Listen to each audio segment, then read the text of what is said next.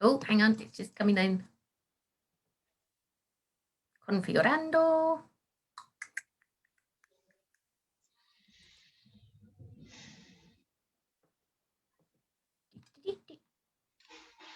We are now live in the TEFL Development Hub. Okay. Good morning, everybody. Hello. I thought Simon was going to say hello as well. Sorry, T. Sorry. It's all right. I'm just finding us, trying to find the chat on here. Aha, there we go. Yes, that is odd. I can see us. Fantastic. Shall I begin? Yeah, let's crack on. Hello, everybody, and welcome. Welcome to the webinar, the next in a series of TEFL in the time of COVID, brought to you by us at the TEFL Development Hub from Active Language Teacher Training. Today we're live and exclusive to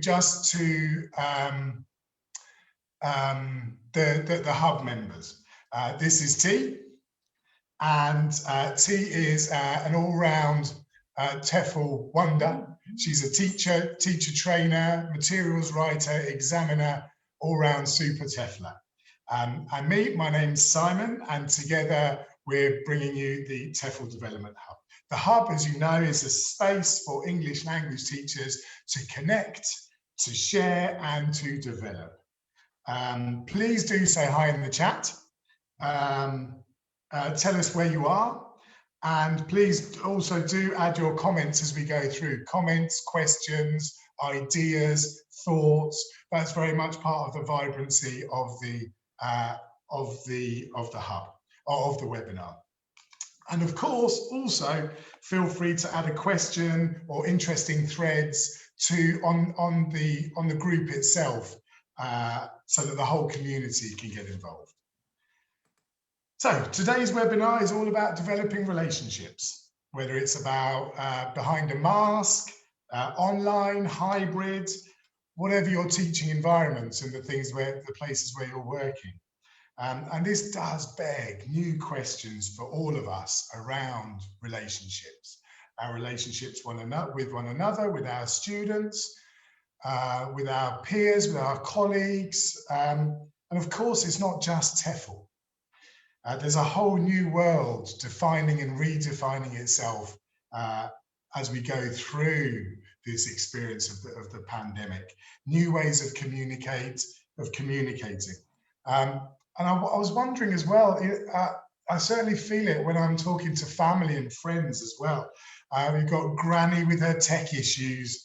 You've got kids shouting in the background and being foolish all over the screen. You've got others of us who are ill at ease, not sure how to take turns, not sure how to participate. Some of us don't want to as well.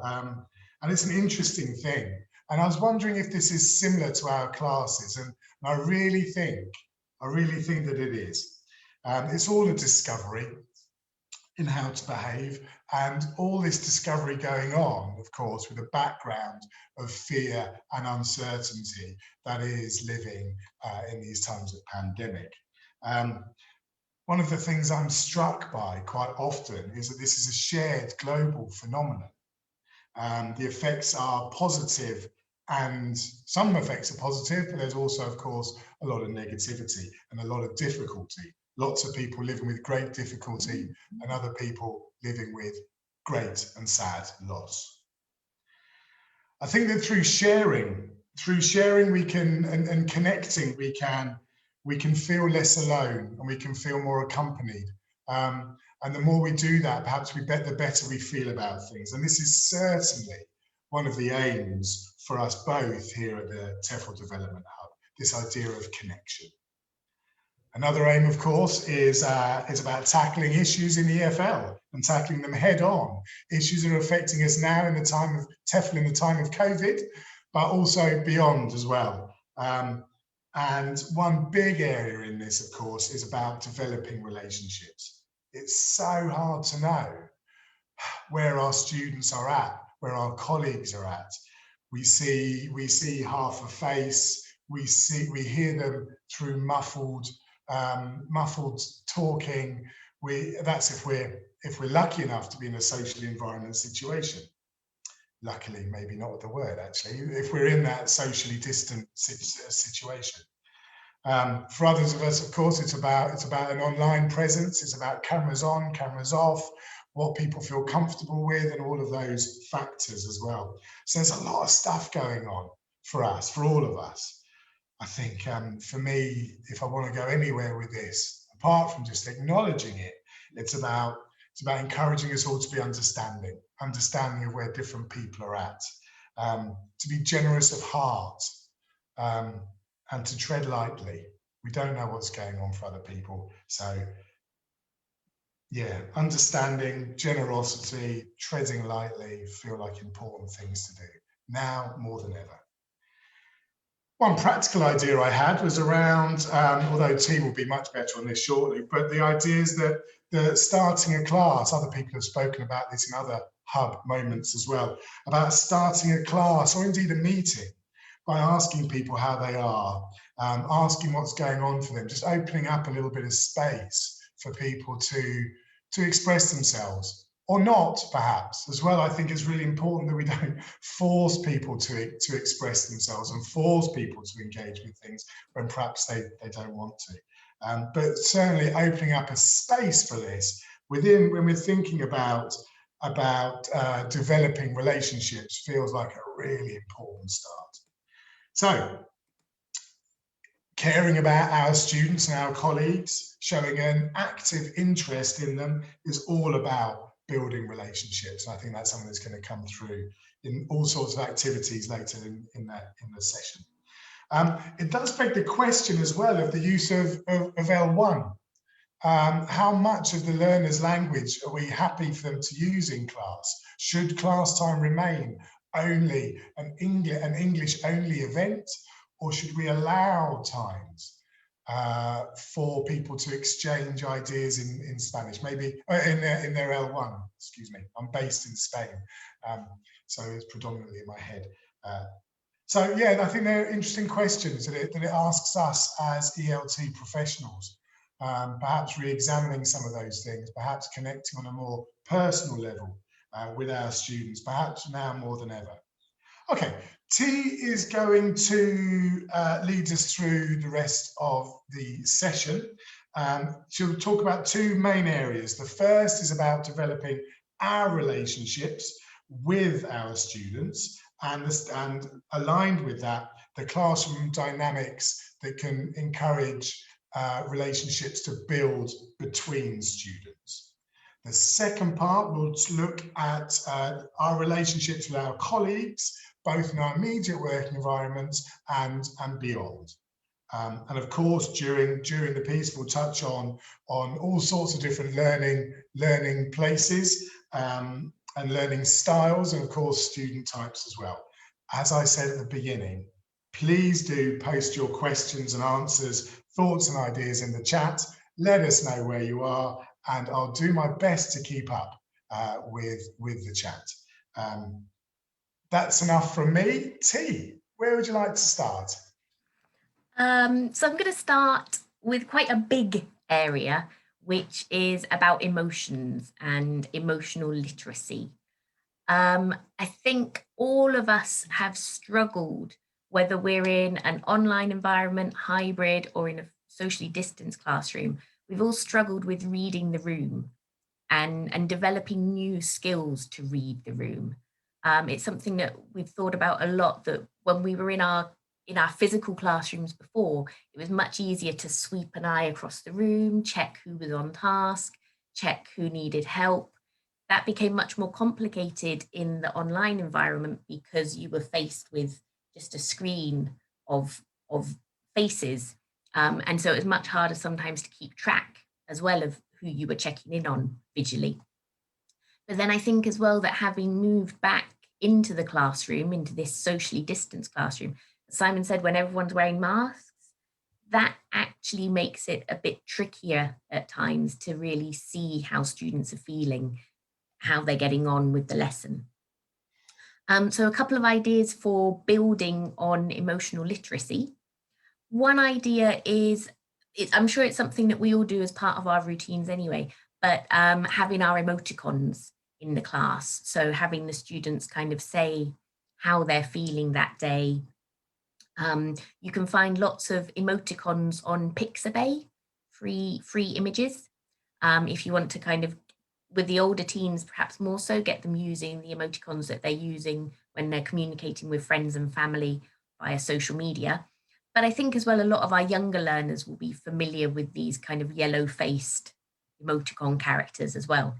And they just offer a lot more variety, I think, than our standard happy, sad, angry, sleepy. One thing, though, that I did think about, perhaps more so with the teenagers, is giving them a bit more choice when we're doing this daily check-in of how are you?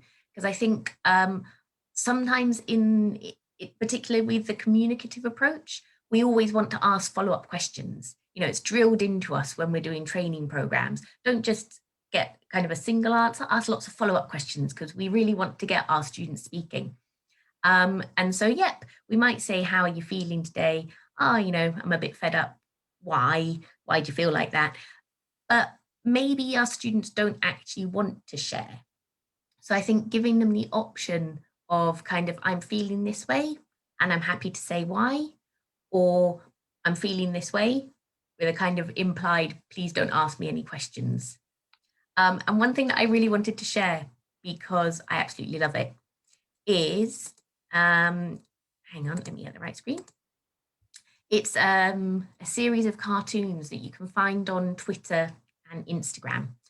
And I love dinosaurs, so they're dinosaurs. But they kind of speak to me quite a lot at the moment. So I thought I'd share one of them here.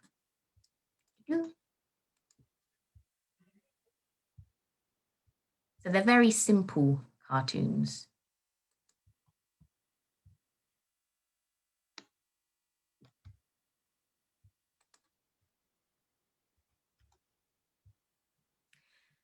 And I thought that was quite a sweet idea as well, that partly maybe, you know, people are feeling so emotional at the moment that it's hard to put it into words, whether English is your first language or not.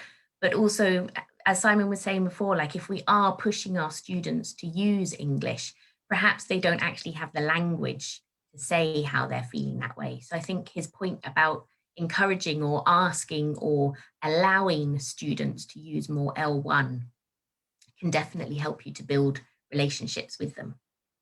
Yeah, I think, T, that's one of the things that's coming through the messages as well. Thank you all for joining in. Is that question around L1 use?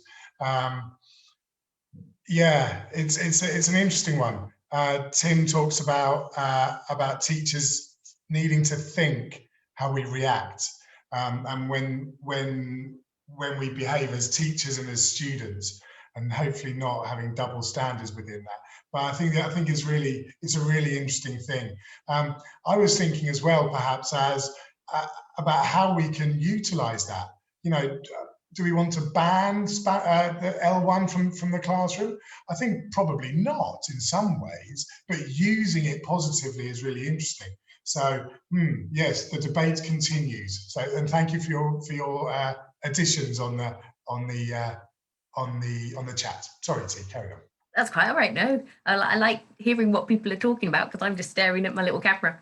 As well, thinking about emotional literacy with our younger learners, I'm stealing an idea now from Chris Rowland, which is, again, thinking about ways that we can bring different characters into the class. So I've got my little orange here. Oranges are quite hard to draw on, by the way. And this guy was much easier to draw on. So we could start with kind of, this would work both in the physical classroom and in the online classroom. I could nominate one of my students to say, what is it? Get a little bit of fruit and veg vocabulary in there. And how's it feeling? We could give him a name, give her a name, and then ask some questions and kind of develop a story about our characters. And that will help them to kind of have a bit more emotion introduced in the class rather than just that happy, sad, tired. Space for my onion there. So it's almost like a role play. Is that what you're thinking? Like a sort of personalized role play. Yeah. And that develops relationships as people are able to express themselves in different ways. Is that what you're thinking? Yeah, and I think as well, giving students the opportunity to be creative in the classroom, it allows them to express their personalities in a way that we sometimes don't get when they're doing just your standard gap fill, your standard activity book task. And so one thing that I've always found is that when you allow particularly teenagers to get into the creative writing or role playing activities, they just feel much more able to be themselves, which I think is really important for them at any point in their learning, whether they're in the middle of a pandemic or not. Absolutely. And then one other thing, obviously, which we can't forget to talk about is masks. Hopefully you can still hear me. I shall try to enunciate a bit more. And so thinking about how we're all teaching and learning in our socially distanced classrooms, and we're doing a lot more with our eyes. And there was another lovely image that I'm going to share quickly.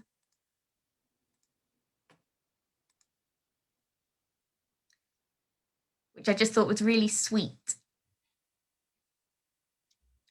Unfortunately, I don't know where it came from. It's in the middle there, but I can't quite make it out. Somebody shared it on LinkedIn and I asked where she got it from and she said she didn't know either. And so I think obviously a lot of the emotion that we transmit comes through our mouths, not verbally, but things like when we're smiling, when we're sad, when we're angry, crunching our teeth together. And so there is a lot to be done with looking at the other ways that we express our emotions, like using our eyes and also using body language. So kind of getting particularly younger learners to work on expressing emotions in different ways. So kind of, you know, are they sitting up straight because they're happy? Are their shoulders slumped because they're sad? Things as well, like how would you show that you're scared when you have a mask on? So you might go, or something like that. And I think that's quite a fun way to continue working with emotional literacy, but also it's teaching our younger learners about how to communicate with people in the wider world when we're all wearing masks as well, and how ways that they can express their emotions if they can't just kind of smile or frown or go, ooh. Yeah, no, I was thinking exactly that idea that actually we can teach skills in our English classes, albeit perhaps in just 2 hours a week, that can stand people in great stead in other elements of their lives as well. I've just realised that I've missed a whole load of people's comments as I've been struggling a little bit with the text, so apologies for that. Perhaps we could take a moment just to catch up. There's some lovely ideas going on. I think it's well worth sharing. Absolutely. Paul's talking about one of his students who printed emojis off and stuck them on a pencil and now holds them up depending on how they're feeling. That idea about the student created set of personalized sort of emotional flashcards is kind of cool. Lisa talks about teaching her students just to say just because, which I think is lovely actually. Why are you feeling that? Or just because. So it gives them a nice way out of it. So thanks for sharing that, Lisa. Often the simplest ideas are some of the best. Paul goes on to tell us about an anonymous poll option in Zoom or other online polls. Yes, other platforms are available. Allowing students to let us know as teachers how they're feeling, but without having to share it openly. A nice idea from Olivia as well on the theme, asking students, particularly teens, to nominate a song which sums up their mood for the day. That's quite interesting. Yes. That's sort of where I'm up to at the moment. So thank you all for your comments. I think they're the ones that are particularly pertinent for now.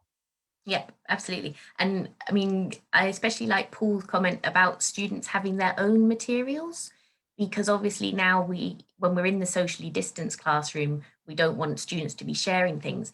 But I think also it gives students that personalization of the materials. As as teachers, we create so many wonderful resources for our classes, which are great.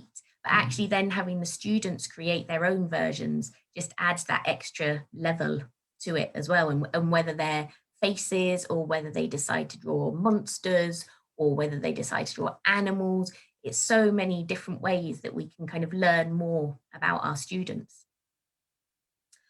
Okay, moving on to the second point, thinking about with our younger learners.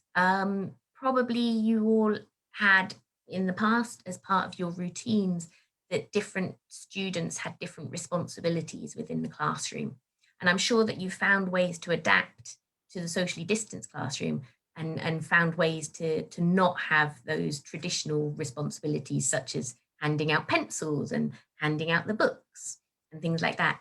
I think it's important that we still have these responsibilities in the classroom, because it shows that we trust our students to be doing a job. You know, we give them this responsibility. And if you've ever had a class sheriff, they take that role very much to heart. And so I think looking for ways that you can adapt those jobs to your socially distanced classroom is important. So simple things like, if you're able to move the students around, not during the lesson, but from one lesson to the next, so that a different person is sitting nearest the teacher. Particularly if you've ever worked with very young learners and done circle time, you know that they're all clambering over you to be the person on either side. And so remembering how much our students react and respond to things like proximity to the teacher. And then another one I thought about was, I don't remember if you saw maybe last year or a couple of years ago, there was a teacher who had this extravagant routine of welcoming in his students to class every day with a personalized handshake. It was incredible to watch. And you know, the relationships that he had with those children, it was really obvious just from that video. Obviously now we can't be doing handshakes, but there's lots of virtual handshakes that we can do. And I think that one thing that we could introduce into the class is nominating a person each lesson to be kind of the handshake creator. So, you know, just doing 4 simple movements like jump. So they get to create this little 4 movement routine.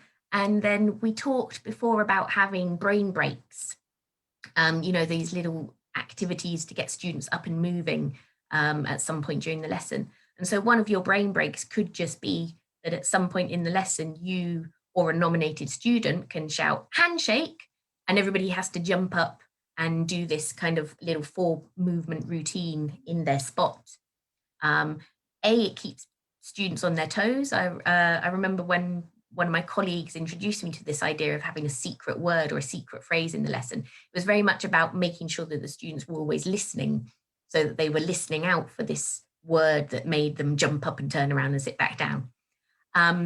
Also, I think this idea of agency, having someone create this handshake, which is for that lesson, is really nice. And, you know, I mean, even with our teens as well, they might not be so keen to kind of be jumping up and dancing around, but a lot of them are probably watching TikTok videos, which kind of follow a similar theme. But definitely one I think we could try with our younger learners. I think that's really interesting. Yeah, my daughter, for the first time, was trying to get me to do a TikTok yesterday. It was not a pretty sight. But yeah, certainly, I think there's lots of chat on the chat, of course. On the theme again, Angie's talking about using the characters from the Mr. Men and Little Miss books for quieter YLs when it comes to emotional expression. Kerry noting that the eyes have it. Yes, perhaps the window to the soul.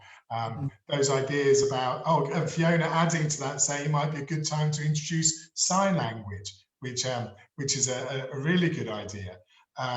Interesting to think how to do that. Yes, interesting. Borja talking about the emotional thermometer. How happy are you? How worried are you? How whatever are you from 1 to 10? That's interesting as well. Yeah, fabulous. How do you portray emotion with a mask? And Adam adding that allocating mask police to ensure people are keeping their masks on properly, part of the sort of the class sheriff idea. That's an interesting one. Again, it's something we talked about in the last one about keeping things as normal as possible and holding on to our normal routines as much as possible within online classes, within hybrid classes, or socially distant behind a mask classes. Yeah, some interesting chat. Thanks, everybody. Cool. Yeah, great ideas. I love that idea of the emotional thermometer as well, that you can kind of have a scale of how you're feeling. And maybe that's where it stops. Maybe it's just, where are you on the scale today? Great. So talking about sharing, I kind of mentioned before that we tend to ask our students a lot of questions, and maybe they don't always want to share in front of the class. And we've talked as well, we mentioned in the previous webinar, which you can still watch if you've missed it, about the idea of having individual breakout rooms and using the chat for personalized moments with the learners. Taking it a stage further, I know that in the past, some teachers have had students, particularly teenagers, working with a journal. And obviously it's trickier nowadays to do that because you don't want to be taking in books or you want to avoid taking in books too much. But one option is to have virtual journals. So it's really easy to set up. You just create a Google document for each individual student and share the link personally with them rather than a shared with the whole class. And then you could start it out as it being a part of the routine of the lesson. So the first 5 minutes, everybody opens up their journal. And before the lesson, you will have written each one a personalized question. Personalized as in not everybody has, what did you do at the weekend? But something like, oh, did you play football this weekend? If you know that you've got a student who plays football, or did you visit your family in Cadiz this weekend if they live in another town, or something like that. And I think that that's a nice way to continue building these relationships. It kind of creates a bit of a pen pal situation between you and your learners. Obviously, do check school policy of, communicating in this way with your students. I wouldn't imagine it would be a problem because it would be the same as what we used to do on paper, but always best to check as we move into a virtual environment. And so it could be starting out as part of the lesson routine, and then hopefully the students will get into the activity, and then later it can become something that happens outside of class. And I think as well that it might be something that, well, it probably will be something that not everybody will enjoy. So having it as part of the class routine to start with is a way to get everyone doing it. But then it's the same with everything. There's things that our students will really take to. And I think giving those students the opportunity to continue it, even if it's only 3 out of your class, it's another nice way to build that personal relationship with them. And in some ways, it's an activity that I've used in the past for sure with some of my classes with teenagers, and usually nothing massive happens with it. It carries on for a while and then it sort of fizzles out. But occasionally it becomes a beautiful way to connect with our students, and it becomes almost like you said, like a PayPal kind of thing. And I think in some ways it's even better when it's done online, because people can't see it going on. So it becomes very much a teach to student thing. I think there's some interesting questions that pop up for us around correction of these things. What's our role at that point? Is it just to continue the conversation, sort of putting in subtle feedback, or not, or just to continue the conversation authentically? Or do we cover it in the equivalent of red pen and send it back? I think perhaps not the latter. But again, it's a beautiful way to connect with our students. And maybe if we have one student for whom it works for a few weeks, for a few months, for a year, whatever, then I think that we could be doing something really powerful actually for those people.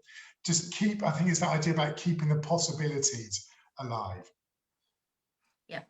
And I mean, I think as well, harking back to March, there were so many students who were actually quite happy to move into an online environment and kind of be taken out of that being forced to speak in front of the class.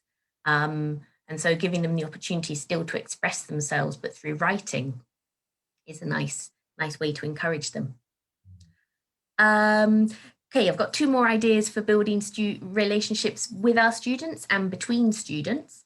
The next one is called a rose, a thorn, and a bud.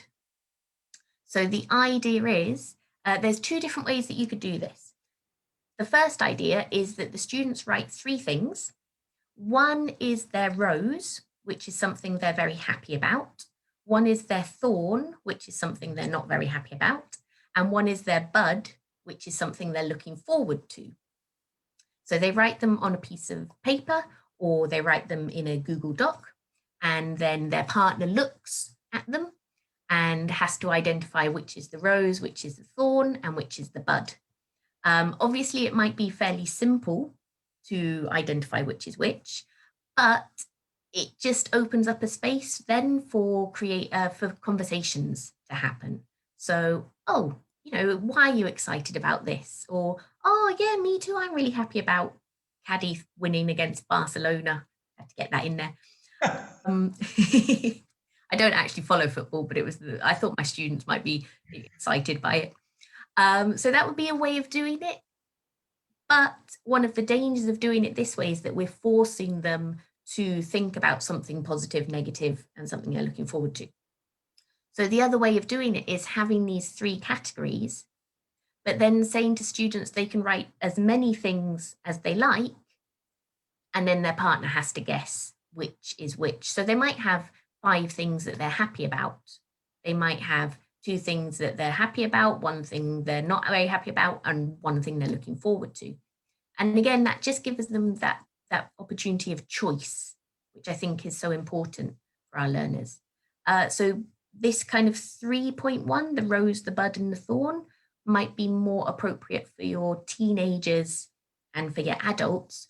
But then as well, there are different ways that you could do it with younger learners, kind of a thumbs up and a thumbs down, if you wanted to kind of make it a bit simpler as an activity for them. Okay, and one final idea. This is very much about building the relationships between the students, but it also allows you to find out more about them. And it's an activity called Class Connections. So the idea is behind the activity, a student has to identify a way they connect with every other person in the class. It can be within a group, so they can connect to a group of people and a group of people and a group of people. But the connections can't be things that everyone has in common. So for example, you can't have the connection of we all speak Spanish, for example, or we all go to active language centro de idiomas. So it encourages them to look for connections with other people and to think about their classmates and individuals. And it could be simple things like, well, Maria says, well, I've got my name in common with Manuel and Margarita because they both begin with the letter M. So even simple things like that just gets them thinking about the other people in the class. And if you want to add an extra challenge, you could add in that they have to make a connection with the teacher as well. Lovely. Lovely. I think that, yeah, anything that connects people has got to be a great way for building relationships as a group. I think that's so important. And touching on some powerful ideas around personalization as well, connection, personalization, speaking to the students, connecting on an individual level with students. It's something that I've always said, that I think that that when we can meet our students in some way, recognize, touch their lives in some way, recognize what's going on for them. It could be as little as oh, so you've got your hair done, Alejandro, very smart.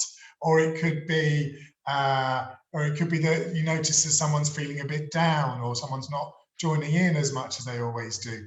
Again, not making a big thing of it perhaps, but just connecting with people, connecting. And then if we can plan some of these personalized activities, which, as you say, T, just creates the space for people, I think that's really interesting, and really, really valuable. Feel free to share other ideas, people in the chat, as we're going through. I just wanted to come back to one thing that Tim talked about in terms of the L1 conversation, about how helpful a bit of L1 can be. He refers back to his time studying Thai, and certainly it's something that feels like, yeah, there's a space for L1, and yeah, lots of interesting ideas to be had around that. So thank you all for your comments. Keep them coming. Excellent. Before I move on to thinking about the relationships that we have with our colleagues, I just wanted to add that for those of you that didn't catch our first round of webinars, our lockdown webinars, we did do one with ideas on building rapport. So kind of those sort of games and activities and icebreakers that you can do both at the beginning of the course, but also through the term, through the year, to keep building those relationships, keep finding out more about your students. Great. And sorry, a couple of other bits that I missed earlier. I'm trying to keep up with things. Kate really likes the journal idea, going back to that from before, especially for groups or students indeed who are shy or more reluctant to speak online. And I think that's a really good addition. Carmen likes the fact that agrees that interaction is powerful. Any interaction, any connection. Danny's loving the rose thorn bud. And Carmen asks a question, which is an interesting one for you, T. Would you then recommend a class feedback on the connections? I think this is referring to when they look for those connections. How important do you think it is to have some sort of formal feedback moment, or can we just leave it to sitting in the class as an activity done? How important do you think it is to share those moments, perhaps particularly thinking about developing relationships? I mean, I think it's always important to show the students that we value the activities that we're getting them to do. So if we kind of, on the one hand, if we said, okay, find relationships between everybody in the class, great, let's do gap fill. That could obviously be quite disheartening for our students. However, I think it's also important that students are never forced to share if they don't want to. So I think anytime that you have an activity where you can say, tell me one thing that you found out. So maybe they found that they have 5 different connections with the people in the class. Tell me one thing. Or when you have a list of questions in an activity, rather than nominating, okay, Mario, question number 1, Susanna, question number 2. Mario, choose a question. Which one do you want to answer? When it's those personalized, personal questions, getting them to have a bit of choice. And it doesn't matter if you don't answer all the questions when it's, what do you think about this? What do you think about that? It's very much more about allowing them the freedom to share. Fabulous. Fabulous. Great. Just one more thing before we move on, which is a lovely idea shared by Tim, who's in the UAE, about using Google Slides, talking about online teaching, showing your working space where you're working from. Students can comment on it. and share their own, or perhaps a picture that has some significance. He says this would work particularly where he is, where in the UAE, where especially females cannot show their faces. He has experience of doing it in a course, and it was really good fun. Again, perhaps that idea about showing the context of where we are is a really interesting idea as well. So thanks for that, Tim. Yep. Yep. I mean, absolutely make the most of the tools that you have. And it's not necessarily about looking for new tools, it's using the things that we have at our disposal. So using the virtual background in Zoom or in another video platform is great. Yep. Okay, so a few ideas now for ways that we can build connections with the people around us, whether we're working in a socially distanced school together, or whether we work on our own, or whether we work online, have always worked online, and looking for ways that we can build connections with colleagues. So I'm going to share something which one of our academic coordinators, Carmen, created. She doesn't mind, which is a Padlet. And hang on, get my dinosaurs back up again. And I think a Padlet is a great way for people, teachers in this instance, to share ideas and to have them somewhere where they're kept. You know, having things on a Padlet, you can easily scroll across and look at the different categories. You can keep adding within a category as well. And it makes sure that things don't get lost. I think now on Facebook, when you're in a group, it's much easier to use the search feature because we originally started, well, we still do have an online staff room for active language. And when it first started, you know, you'd get a post and then 3 weeks later, you'd be scrolling through trying to find it. Whereas I think now the search feature within the group makes that much easier, but having it stored somewhere externally to avoid all that scrolling is also very handy. So I recommend Padlet. If you want to set one up within your school, you can have a free account for up to 3 Padlets, I think. That's a good option. And another thing that we're doing this year at Active Language is we're hosting a PD Winter Festival, so a professional development winter festival, because professional development has always been very much at the heart of Active Language, both as a training centre and for our own teachers in the Centro de Idiomas. And so we've gone through different stages over the years. We've gone through bi-weekly meetings, monthly meetings, tri-termly meetings. And obviously this year, with the challenges of having a large group of people together in the classroom, we've gone for something completely different. So next week, our teachers will be attending the PD Winter Festival.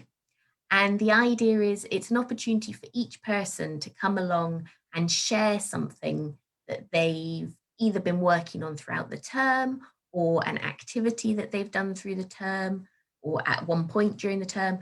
And Carmen, our academic coordinator, she's been checking in with the teachers, providing support for them to develop their ideas as well. I know that not everyone works in an environment where professional development is necessarily encouraged in some ways, but I think there's always opportunities for us to meet with teachers just on a personal one-to-one moment and say, oh, you know, I did this in my class. And it's things that we always did around the photocopier, but perhaps making space for them to happen in this online environment as well is important. Absolutely, yeah. And I think that, I mean, no matter what our context in some way, it's interesting to think about this in different contexts. Okay, we might be working in schools where there's a big emphasis on professional development. Or we may be working in a school where there's none. If there's no professional development where you are, you can always make your own. It can always be sort of bottom up, that it comes from, bottom up sounds all wrong actually, that it's teacher led, I should say, that you know, there's nothing, just be empowered to start your own group among a few colleagues who are interested. That's sort of the best way of doing it, perhaps. who knows better what you need and what you want than you? Again, we hope that the TEFL Development Hub can have a role to play in this, and will do for any of our professional development needs. And certainly, I think if we're in a position where we can influence professional development amongst our colleagues, whether we're managers or teachers or school owners or whatever, then yeah, I think the idea of creating a space again, about inviting people in, about giving support to people, about valuing everybody's ideas, these are warm and fuzzy feelings which we should perhaps be all about in EFL. Absolutely. So kind of building on from what Simon was saying about the TEFL Development Hub, looking for opportunities to interact with colleagues. So obviously we've got these webinars that we'll be hosting every other Thursday, and then also the coffee breaks, which will be happening on Thursday mornings, which are a much more organic, go with the flow, come along and have a chat opportunity to check in, to share ideas, just to have a bit of a connection with other people. And there are other things that are happening. If you're on Twitter, you might be interested in the SIG Tweet Meet. That's SIG Tweet Meet. I think it happens every other Tuesday, but I'm not 100% sure. And it's the special interest groups through IATEFL, but it's free for anyone to participate in. And it's generally a focused chat, as in there's a question for people to discuss, but it's also just an opportunity to come along and connect, have a cup of tea, and catch up with people as well. Also on Twitter, if you're in teacher training, there's a monthly CELTA chat, which is also a lot of what they talk about is really useful for Trinity Cert TESOL, DIP TESOL tutors as well. Again, it's kind of a focused question for the theme for the chat, but then again, opportunities to make new connections and catch up with people that you only chat to that once a month as well. Hey, quick question about that. Sorry, you said that the IATEFL one was open to all. The idea about this teacher training group, is that, do you have to be a teacher trainer? For the CELTA chat, no. Yeah. No, the way that they happen on Twitter is you have the little hashtag. When I do the session notes, I'll add the little hashtags and I'll add a link so that you can kind of go on to Twitter and look at what sort of chat has been happening. But yeah, Twitter, it's just you can, and you don't necessarily need to participate as well. You can kind of lurk and just follow the chat without anyone actually knowing you're there, if you feel that way inclined as well. Lurk feels like a terrible word, T. Just be might be a nicer way of thinking. Yeah. Great. Okay. I think that's a fabulous way for people to connect. Great. Mm-hmm. Couple more things. I don't know about anybody else, but I'm actually really missing attending conferences this year. For one thing, I'm running out of pens because I don't think I've bought a biro for the last 10 years. And all my Cambridge, my Pearson, my Macmillan pens are slowly running out of ink now, having not been to anything this whole year. So I think probably a lot of people are feeling the same. We're missing those opportunities to connect with people that we maybe only saw once a year at that event. But when we saw them, it was that opportunity to catch up with an old friend. I think on the one hand, it's great that there are so many things available now. There's the opportunity to attend so many things online that we wouldn't have had the opportunity to attend before because it was in Canada or it was prohibitively expensive. A lot of conference organizers now, they've moved everything online, reduced prices. Some events are even free. And so there's lots of opportunities for us to be getting out there and meeting people virtually. But I think on the downside, it's also very easy for us to fall into the trap of overwhelming ourselves with attending things, that FOMO, the fear of missing out. Oh, this is happening, and oh, I really want to go to that. And oh, I think as well, because we see so many people sharing things on social media, we maybe feel that we should be going to things because one of our friends is going, or because somebody recommends it to us, or lots of different other reasons. So yes, there is lots and lots that we can attend, but do make sure that you balance your time, and don't overwhelm yourself. But it is a great opportunity again to meet new people. Lots of events have been looking for ways that they can have participant interaction. So, for example, the BBC, the not BBC, the British Council Eltons, which I would never have been able to attend before. I went to them this year, and they did this incredible speed dating thing where you were basically paired in a room with someone for 3 minutes. And at the end of the 3 minutes, they went, and somebody else came along if you wanted them to. And so that was a really nice opportunity to talk to people that I would never have spoken to otherwise. So there's lots of good things happening online. That's amazing. Was it a big event, this Elton's event? I think the Eltons itself was. I mean, that was That's the nice thing, that you didn't know how many people were participating in this speed dating. It was purely optional. So I thought, well, yeah, I like meeting people. I'll give it a go. And I ended up chatting to a couple of people that I have worked with, but we've never met. I chatted to somebody whose presentation I'd watched at a conference a couple of weeks before, and he just won an award. And so that was really nice as well. And then I met a couple of people that I had never spoken to. So it was great.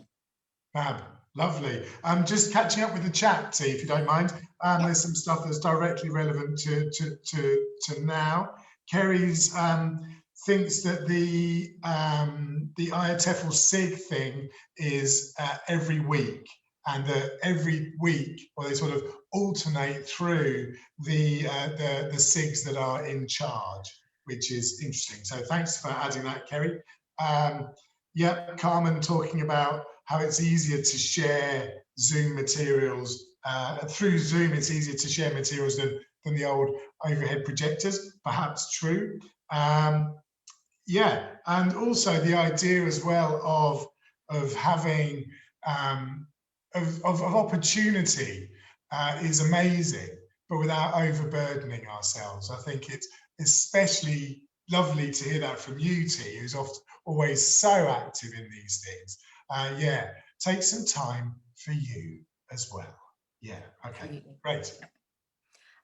On that note, one thing that I'm looking at doing at the moment is creating a calendar that I'll share as an announcement on the TEFL Development Hub, and kind of try to collate all the events that are happening into one space, so that if anyone wants to see what's going on, they can go there and kind of keep an eye on the activities that are happening. So I'll try and get that. Yeah, I mean, I think that'd be really, really important as well. And that's one of the aims of the hub is to keep people up to date with what's going on. Maybe, I mean, it's difficult for us to know what's good and what's not. It's a question of suck it and see a little bit, but certainly that feels really important. And just something to add on the topic. Some of the feedback that we got from the last time was from someone who's working on their own at the moment, and how much they enjoyed feeling like they're part of a community, part of a staff room. He said that it felt great to have colleagues again.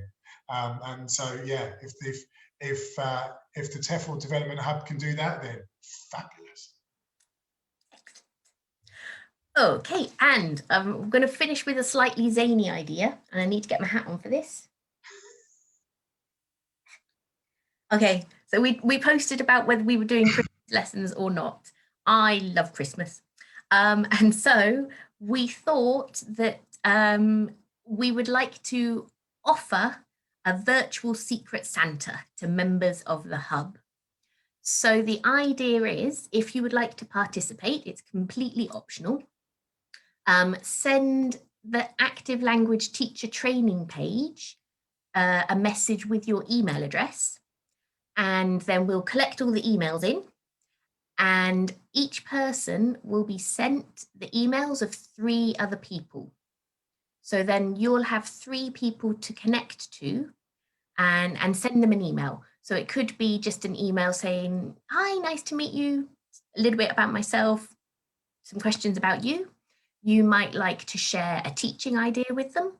You might like to share a cartoon or a poem or something that you've particularly enjoyed recently, like my dinosaurs. If I get anyone, you might be getting dinosaurs from me.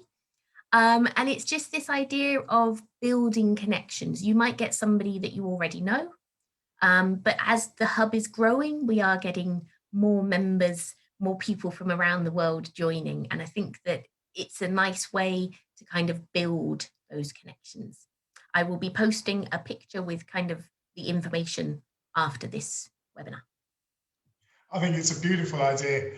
Thank you, T. Yeah, let's see what happens with that. And I think that's part of it as well, is about having this space to experiment with and to have a bit of fun with. For those who know me, it's not that I'm not a fan of Christmas. I'm just not necessarily a fan of some of the portrayals of Christmas in books. Yeah, anyway, that's a talk for another day. Yeah, I like Christmas as much as the next person. Ho, ho, ho. Great, fabulous. Thank you for that, T. And I'm looking forward to getting involved in the Secret Santa. I like the fact that it doesn't cost us anything, so that's nice. I'm aware that I've got so caught up in listening to you, T, that I've sadly neglected the chat. So yeah, Lisa saying that a calendar idea is a really good one. Let's go back a little bit. The idea about sharing ideas is so enriching, and that of course we should carry on doing it online. Thank you for that, Lisa. Vicky talks about the use of Padlet in a previous school as a staff shout out board, which I think is really cool. Same sort of idea. Very popular at Friday morning briefings. Lisa talks about a shared Google Drive where people are sharing lessons and presentations, etc. And going back a little bit, Vicky talks about Makaton, which I think is a simple sign language thing, which was especially helpful in building relationships with children who struggled with expressing themselves. Crikey, I think all of our students do, being in language classrooms. Whether that's due to language or otherwise, she notes. One particular child used Actions Makaton religiously when feeling anxious. So I think, yeah, that's really interesting. That so much of communication is non-verbal, that the idea that we can do things with that is great. Okay, so thank you all for your chat. Thank you to T for all the ideas. And thanks everybody for being here. This webinar is live and exclusive to you members of the TEFL Development Hub, and the recording will of course sit online there. And I think it's nice to have a quick update. The TEFL Development Hub is celebrating 3 weeks old. Oh, it's still a wee baby. But we've got over 60 members in all sorts of different countries, all over the world: Italy, India, the UK, Philippines, Ireland, Abu Dhabi, Spain, Sweden. The list keeps getting longer and longer.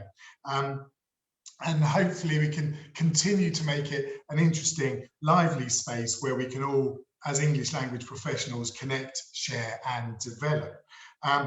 As T talked about, there's the weekly online event, which is alternating between a webinar, always available to watch again or catch up, or the live chat, which, as T said before, is a more informal, open, participatory sort of event. Always the same day, the same time.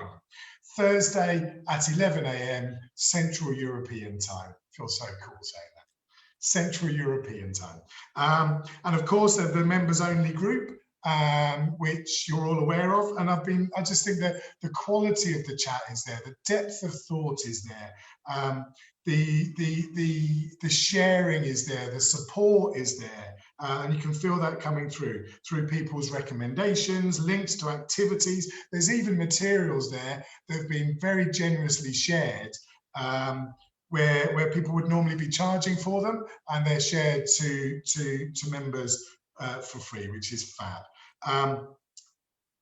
Go there, check it out, get involved, add stuff. Even if a conversation feels like an old conversation, nothing wrong with adding things to that. As we, I think part of the problem with these things is conversations come and go, and actually they can be recurring. So do get involved. The richer the additions, the richer the community.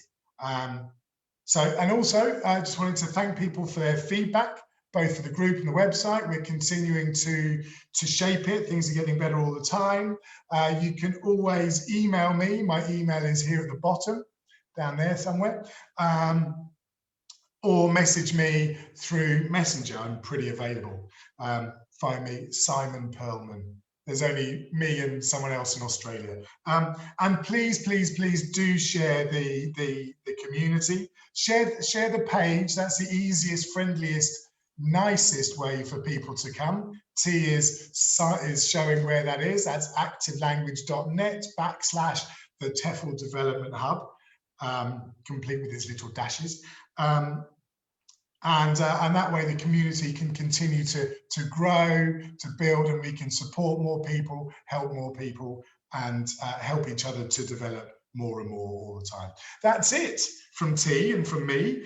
We'll see you next Thursday at 11 for the live chat, which will be the last event of the year before the holidays. It really nearly is the season to be jolly. In the meantime, stay safe. Keep connected, and happy TEFLing to all of you from all of us, from both of us, I should say, at the TEFL Development Hub. See you soon. Bye-bye.